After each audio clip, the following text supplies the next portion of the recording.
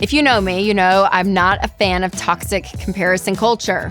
But when it comes to building wealth, it actually can help you see where you stand when you look at your numbers compared to others. So today we're going to look at how the average American manages their money. And stick around later because I will show you how to reach your financial goals regardless of where you're starting from. So be sure to like, subscribe, and share this episode with a friend. All right, first, let's talk about salary. The average annual salary in the U.S. is around $68,000. So you can kind of size up where you are, where your household is in regards to that. Remember, that takes the income of people just starting off. That's hourly workers, all the things, all the way to people that have been working for 40 plus years. So that is the average. Now, your income is really important because it is the tool that's going to help you build wealth. And the problem is debt comes into the picture and takes your income, right? It can leave in thousands of dollars at a time every single month going to car payments and student loans and personal loans and all the things. And those thousands of dollars is not being kept with you to invest and give and save and spend. So keeping your income is so, so important. Now, of course, again, debt is a picture for a lot of people. So the total debt for Americans is over $18 trillion. And this includes everything from credit cards to mortgages, all of it. So let's break it down to specific debt, which each one is. So let's start with credit cards. The average credit card debt balance per borrower is almost $7,000. Now, the total credit card debt in America is $1.2 trillion, which is the highest that it's ever been, meaning some people are carrying, balances that are larger than 7,000, smaller, but on average, that is it. And I'm telling you, people sign up for credit cards with great intention to play the game of points and cash back and all of it. And then what ends up happening is life happens. And if you don't have a plan, your credit card's there to catch it. And if you got to get, things fixed on the car or the roof or the kids go to the doctor, it's like, well, if we don't have money saved, I guess the credit card is our plan. So they end up using the credit card and end up putting more money on it than they realize. Or, they lose a job and they don't have an emergency fund. The credit card is their backup. And again, the interest rate, you guys, on these is insane. It's crazy. And so you end up spending so much money, not just on interest, but also the fees to have the credit card and all of it. So I love a debit card. You pay for what you need in the moment and then it's done. And part of that is having an emergency fund in place and different things. But the credit card game, it's not worth it because you'll see on average, people are carrying around $7,000 on a balance. Okay, next are car loans. The average car loan balance per person is over $24,000. Now, the average new car payment is almost $750 a month. Oh, it's a lot. Our cars, man, it's tough. It really is because it does take a while to save up a couple of $1,000s in order to buy a crappy car, at least in cash. But that is what we recommend because people get stuck in this cycle of payments and they drive their car, they pay it off in 5 years or whatever, and then they're like, oh, well, the car's paid off. It's been 5 years. Let's just get a new car. And they get back into the cycle of payments. So if you cannot pay your car off in 18 to 24 months or your car loan is more than half of your annual income, you got to get rid of the car. You have too much car at that point. Now, if you can pay it off less than 2 years, then that's fine. Pay it off. But this idea that we're going to just keep a high car loan and payments associated with our lives, it is eating away at your income. Don't do it. Don't do it. All right, before we get into the rest of the stats, I do want to tell you about one of our amazing sponsors, Delete Me. So those holiday promos can be great, but with every newsletter sign up and coupon code, you are giving away your data. And that personal info can easily end up with data brokers who sell it to spammers and scammers. And that is why I recommend Delete Me. The Delete Me privacy team digs through hundreds of those data broker sites to remove your data to keep it gone, which means fewer spammy texts and robocalls. So right now you can get 20% off at joindeleteme.com/Rachel with code Rachel at checkout. So do it today. That's joindeleteme.com/Rachel, code Rachel. Now, another great company that I want to tell you about is Fairwinds Credit Union. So the new year should be about progress, not payments. And that is why one of the reasons I love Fairwinds, because they help you reach your money goals without debt.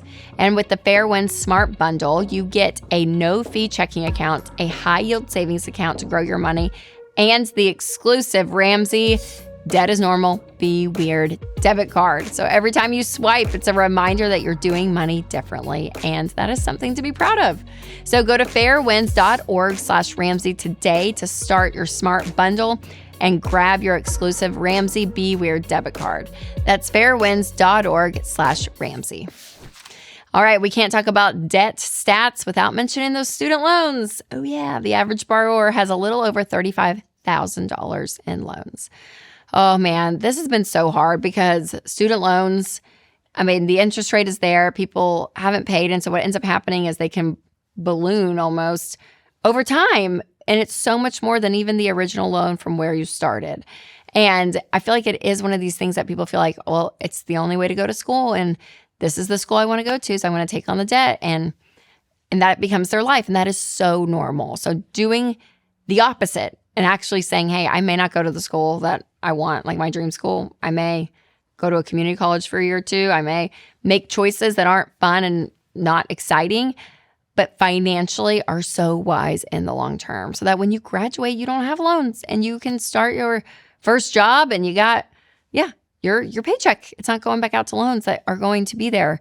Some people, it's for 10 years they have them. So get out of student loan debt ASAP if you have it. Let that be part of your debt snowball where you pay off the smallest debt first. But it is so normal in America, as we see, average being $35,000.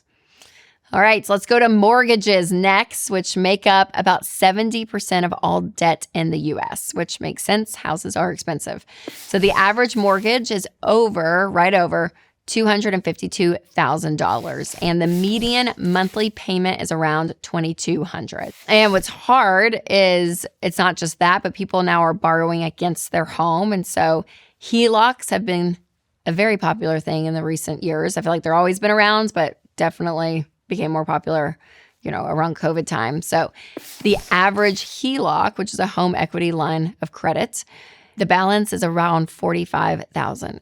So you got your mortgages, you got your HELOCs, and they're all there together. So listen, if your HELOC is more than half of your annual income, then you can lump it into baby step 6 when you're paying off your mortgage. Now, if it's less, then go ahead and put it in baby step 2, which is just paying off consumer debt. But this is a tough one. Again, mortgages is the one type of debt we will not yell at you for. I don't like HELOCs though. Don't borrow on your house. I mean, you're making progress to pay it off. And so if you want to do renovations or do something great, then cash flow it, which means it might be cheaper. It might take longer to save and all of it. But again, financially in the long run, you're not borrowing money, which is so wise. All right, let's talk about savings. On average, people have about $62,400 in their everyday bank accounts, which includes checking, saving, and money market accounts. And 60% of Americans report having money invested in retirement plans like a 401k or an IRA, with the average account balance for those who are investing is around $334,000. But over half of millennials say that the amount of debt that they have is greater than their retirement savings. Yeah, which makes sense because of where millennials are at when it comes to their mortgages and maybe still paying off student loans and all of it. So yeah, the key here is to prioritize where your money's going. So paying off debt first and foremost, and then investing 15% of your income into retirement. Oh, you guys threw a lot of numbers at you, but I think it's good to kind of get a comparison of like, okay, where am I compared to the average person out there? And maybe you realized, gosh, I got to get on this. I got to pay off debt. I don't have a lot of savings, all of it. Or maybe you're encouraged to say, okay, we're actually doing a good job. Sometimes when you're being wise financially, you may not feel all that progress, but hopefully with some of these numbers, it was encouraging to you. But the good news is no matter where you are, you can start making progress with your money today. Now, the first thing to do is to tackle your money goals in the right order, which is the baby steps like I talked about. So you want to get a starter emergency fund of $1,000, pay off all your consumer debt, bump that starter emergency fund up to 3 to 6 months of expenses. Those are the first 3 steps. And then beyond that is saving for retirement, kids' college, paying the house off early. And the final step, baby step 7, is to build wealth and become extremely generous. Now, once you've got your plan in place, you do need a budget to make it happen. And so that is a really important part of this process. So be budgeting. That is going to be key tactically day in and day out with your money. And lastly, you want to focus on your money goals and your progress. So while we were comparing a little bit in this video, put the blinders on and look at what's best for you and your family. Now, when it comes to money, one of the best things that you can focus on is what you can control, which is the choices that you make day in and day out. So remember, you guys, you have a lot of control over your money, so you can make some really great decisions. They may not be easy ones, but they can help you in the long run. Now, if you're ready to stop stressing out about money and finally take control, I want to invite you to our Take Back Your Money live stream. This is on January 8th with Dave Ramsey and Jade Warshaw, and they're going to help you find financial freedom by getting out of debt and building wealth with confidence. And it's a great chance to get focused and motivated to change your money for the better this year. So go ahead and save your seat today. I'll put a link down in the description, so make sure to sign up. And I'm also going to include a link to my video on how to become financially literate in 8 minutes. You can click there, or if you're listening on podcasts, there's a link below. All right, you guys, remember to take control of your money and create a life you love.